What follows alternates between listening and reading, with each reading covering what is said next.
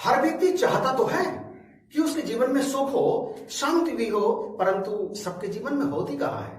हो सकती है यदि वो अपने जीवन में थोड़े से चेंजेस ले आए, वो चेंज ला करके अपने जीवन में सुख और शांति को महसूस कर सकता है। दास आज के इस वीडियो में आपके सामने रखेगा महात्मा विदुर की बताई हुई वे 6 बातें, जिन्हें यदि व्यक्ति अपने जीवन में अपना ले तो उसका जीवन सुखमय हो सकता है और उसके जीवन में शांति आ सकती है। दास है नरेश और आप देख रहे हैं यूट्यूब चैनल यही है सच। आज का वीडियो आरंभ करने से पहले दास आपके चरणों में एक छोटी सी विनती रखना चाहेगा। यदि अभी तक आपने इस चैनल को सब्सक्राइब नहीं किया है तो अभी सब्सक्राइब करके बेल आइकन को प्रेस कर दीजिएगा और इस वीडियो को अधिक से अधिक शेयर करना बिल्कुल भी मत भूलना। महात्मा विदुर कहते हैं अनर्थकम विप्रवासम ग्रहेभ्य। यह है महात्मा विदुर का पहला सूत्र सुखी और शांत जीवन के लिए। इसके अनुसार जो बिना जरूरत बिना कारण घर बार को छोड़कर बाहर नहीं जाता, अर्थात व्यर्थ नहीं घूमता, उसके जीवन में उतरने लगता है सुख। वो अगर बाहर जाता है ना तो जाता है किसी बड़े कार्य की सिद्धि के लिए, यूं व्यर्थ नहीं जाता।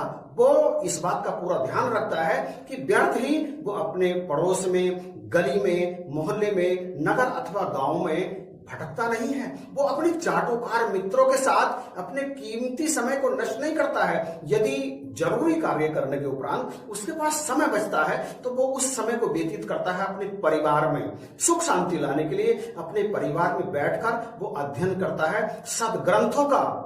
यदि कोई भी व्यक्ति इस सूत्र को अपना ले तो उसके जीवन में उतरने लगता है सुख, उसके जीवन में उतरने लगती है शांति, उसका पूरा परिवार, उसकी घर गृहस्थी आनंद पूर्वक चलने लगती है। महात्मा विदुर ने जो दूसरा सूत्र बताया उसके अनुसार पापई संधि, जो पापियों से, अनाचारियों से, दुष्टों से मित्रता नहीं करता उसके जीवन में आ जाता है सुख।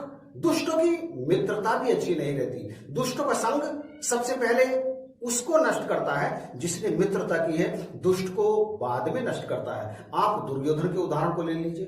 कर्ण में क्या कमी थी? कुछ भी तो नहीं, बस इतनी ही कमी थी कि उसने एक दुष्ट का संग किया था और दुष्ट से पहले उसकी मृत्यु हो गई। रावण के परिवार को ले लीजिए, जिसने भी रावण का संग किया उन सबको पहले मृत्यु प्राप्त हुई रावण से और रावण को बाद में मृत्यु प्राप्त हुई। परंतु जो दुष्टों का संग छोड़ देता है, अनाचारियों का साथ नहीं करता, वो जीवन दान को प्राप्त करता है, उसका जीवन बच जाता है और उस पर प्रभु की दया भी हो जाती है, जैसे विभीषण पर हुई। इसलिए हमें भी इस बात का ध्यान रखना होगा कि हम यदि अपने घर में शांति चाहते हैं, सुख चाहते हैं, तो हमें बचना होगा दुष्टों के संग से।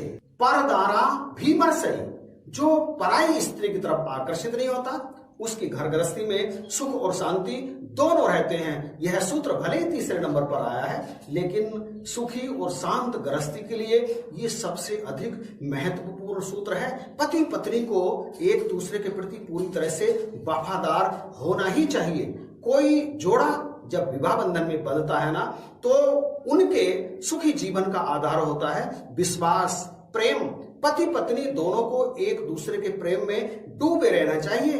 पति के सामने कोई भी स्त्री आ जाए, चाहे वो कितनी ही खूबसूरत हो, कितनी ही चंचल स्वभाव की हो, कितनी ही आकर्षक हो, कितनी ही बुद्धिमान हो, उसे उसके प्रति कभी भी आकर्षित नहीं होना चाहिए। और यही काम करे पत्नी। उसके सामने चाहे कोई भी पुरुष आ जाए, उसे अपने पति के अलावा किसी और का ख्याल अपने मन में बिल्कुल भी नहीं लाना चाहिए। यदि वो दोनों ऐसा करते हैं, एक दूसरे के प्रेम में डूबे रहते हैं, शक भी नहीं करते, हाँ, ये शक भी घर गृहस्थी को तोड़ डालता है और ऐसा तोड़ डालता है जैसे कोई दीमक घुन बन करके किसी लकड़ी को काट कर बेकार कर डालती है, खत्म कर डालती है। उसी तरह से ये शक एक घर गृहस्थी को तबाह कर देता है, बर्बाद कर देता है। तो एक दूसरे पर विश्वास करें, यह है वह सूत्र जो तीसरे नंबर का है, परंतु सबसे अधिक महत्वपूर्ण है। आस्तेन अस्ते, चोरी ना करना।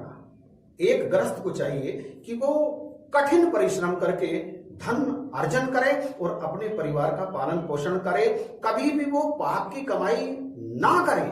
अपने घर में पाप की एक भी दौलत, एक भी फूटी कौड़ी वो ना लाए। पूरी ईमानदारी के साथ मेहनत करके धन कमाकर अपने परिवार का पालन पोषण करे। पैसा, निंदा करना, चुगली करना, एक घर ग्रस्त को चाहिए कि वो निंदा चुगली के चक्कर में ना पड़े। अगर कोई उससे करता है, उसकी पत्नी की चुगली, उसकी पत्नी की निंदा, तो वो उसी समय कह दे कि आप अपने शब्द वापस लो, मुझे इस तरह की बात सुनाने की आवश्यकता नहीं है। और यदि कोई पत्नी किसी पुरुष से या किसी स्त्री से सुने अपने पति की बुराई, अपने पति की चुगली, तो वो भी उसे बिल्कुल इसी तरह से साफ शब्दों में इनकार कर दे, उसका मुंह उसी समय बंद कर दे। और वो खुद भी, वे दोनों खुद भी किसी अन्य पुरुष, किसी अन्य स्त्री की चुगली, निंदा से बिल्कुल बचे।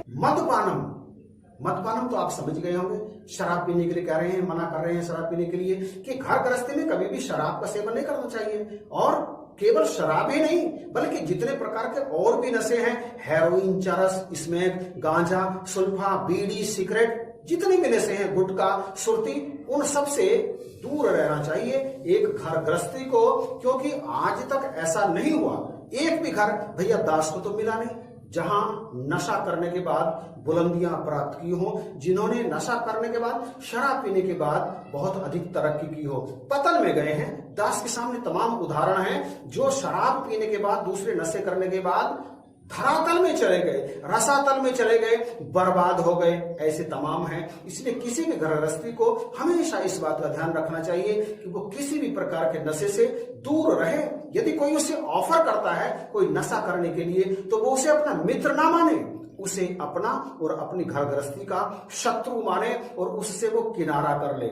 यदि ये 6 के 6 सूत्र कोई भी व्यक्ति अपने जीवन में लागू कर लेगा, अपना लेगा, तो उसके जीवन में सुख और शांति दोनों उतर पड़ेंगे। और जब सुख और शांति आते हैं ना, तो समृद्धि अपने आप ही आना शुरू हो जाती है, तो फिर सब कुछ मिल जाता है। तो अपनी घर गृहस्थी को सुखी और शांत बनाने के लिए आप भी इन 6 के 6 सूत्रों को अपने जीवन में लागू जरूर करना। इन्हीं शब्दों के साथ आपसे इजाजत चाहेगा, इस आशा के साथ कि आप अपनी राय कमेंट में जरूर देंगे, वीडियो को लाइक करेंगे। लव यू ऑल, जय हिंद, जय भारत।